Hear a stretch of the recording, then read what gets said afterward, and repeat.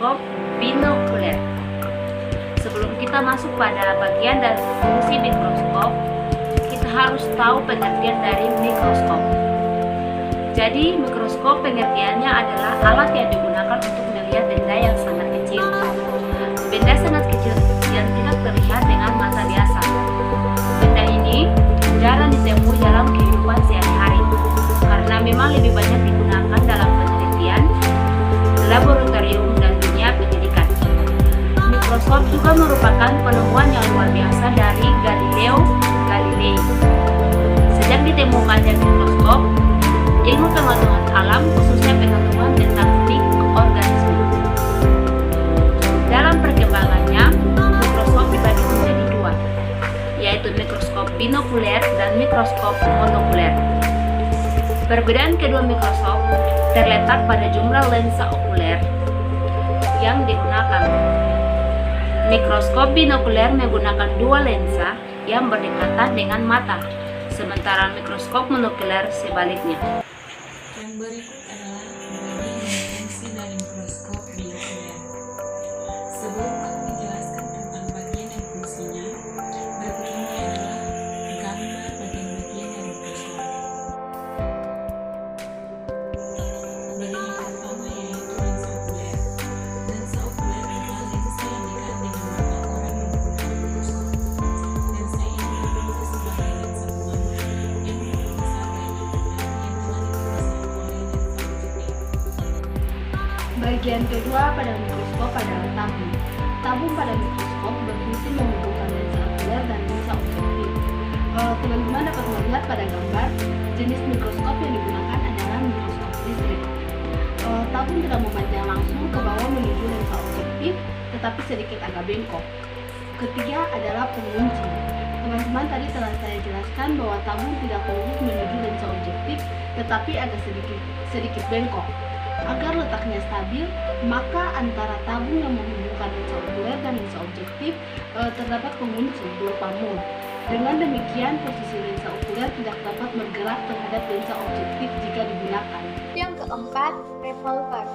Revolver letaknya tepat di atas lensa objektif. Revolver ini dapat diputar sesuai dengan kebutuhan akan lensa objektif yang digunakan dan perbesarannya. Umumnya, revolver diputar dengan perbesaran kecil terlebih dahulu. Setelah pengamatan berlangsung pada pengamatan dengan perbesaran kecil, barulah revolver diganti ke pengamatan selanjutnya dengan perbesaran selanjutnya. Pengamatan dapat dilakukan sampai beberapa kali sampai perbesaran optimal. Kemudian yang kelima, statif atau pegangan. Statif atau pegangan adalah sebuah batang di samping lensa objektif. Sesuai dengan namanya, statif berfungsi sebagai pegangan pengamat agar mata lebih stabil dalam melihat objek. Pegangan juga diperlukan agar mikroskop tidak bergeser ketika revolver diputar. Yang keenam, lensa objektif. Lensa objektif adalah lensa yang berdekatan dengan benda atau objek yang diamati. Mikroskop menggunakan beberapa lensa objektif sesuai dengan perbesaran yang dihasilkan, seperti perbesaran 100 kali, 500 kali, dan perbesaran 1000 kali. Perbesaran dapat disesuaikan dengan objek yang diamati. Jika mengamati mikroorganisme, maka dibutuhkan lensa objektif dengan perbesaran maksimum agar dapat terlihat jelas. Namun, pengamatan yang dilakukan beberapa kali dengan lensa objektif, perbesaran terkecil berurutan hingga perbesaran maksimal lebih tinggi.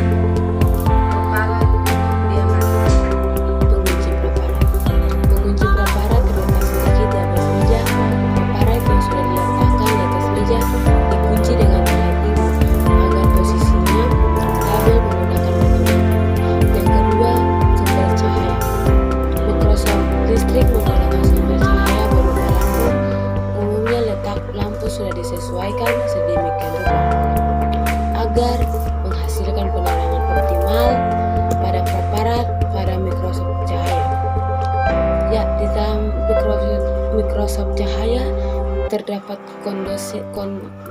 kondensor dan diafragma. Di bagian ini yang berfungsi untuk mengumpulkan cahaya yang masuk agar penerakan cukup untuk mengamati. Mengatur preparat. Meskipun preparat telah dikunci dan stabil posisinya, terkadang objek pengamatan masih belum jelas. Objek dalam preparat mungkin tidak terletak tepat tengah. Pengatur preparat diperlukan dalam hal ini.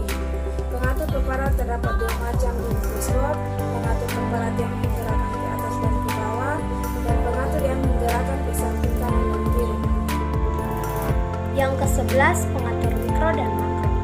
Pengatur mikro dan makro berfungsi menaikkan dan menurunkan tabung mikroskop, mendekati agar lensa objektif lebih dekat dengan benda atau lebih jauh.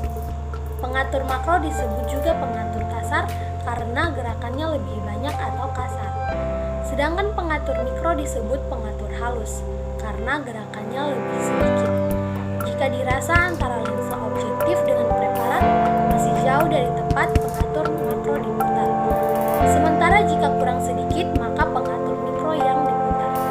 Yang ke-12, dasar mikroskop. Sebagai dasar dari mikroskop, tentu saja berfungsi menopang keseluruhan bagian dari mikroskop.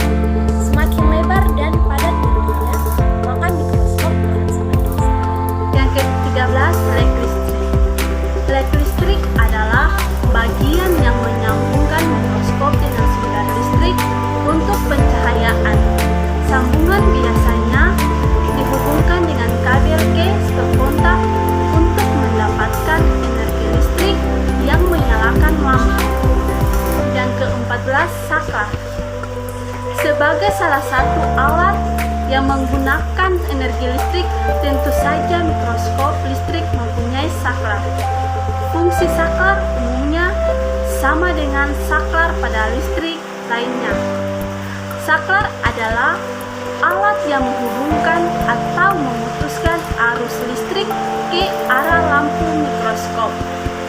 Jika akan digunakan atau dimatikan, maka kita tinggal memencet saklar atau tombol on off yang terletak pada bagian bawah dekat flek listrik. Demikian sedikit uraian tentang mikroskop